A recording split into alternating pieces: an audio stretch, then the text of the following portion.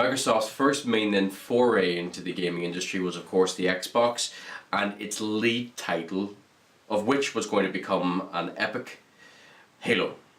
They launched the console, and I remembered very well, after the PlayStation 2, and it was at the time a very odd console, quite large. The controller was something different, sort of like a Dreamcast wannabe but bulkier. And we'd all been used for a long time to the controllers of the Mega Drive, Nintendo, and of course the PlayStation 2 and 1 at the time. But the Microsoft came in, they threw money at the project, and the Xbox was launched with a lead title.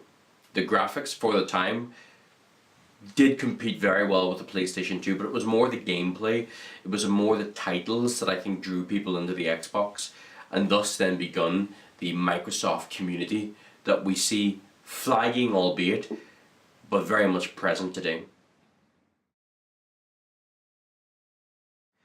I found, owning an Xbox myself, that the controller was the first big thing, and would continue even till this day to be a controversial point among gamers.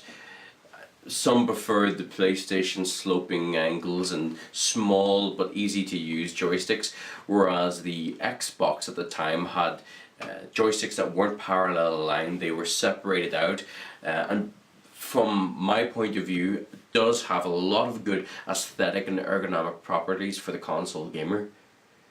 What we'll see then is, now that we move forward a number of years, PlayStation sort of dominated the market with the PS2, with the Xbox nipping at its heels. It never really seemed to get off the benches, and I believe that's because we were about to see the introduction to the first line of next generation consoles, and Microsoft would give us the foray into this with the 360.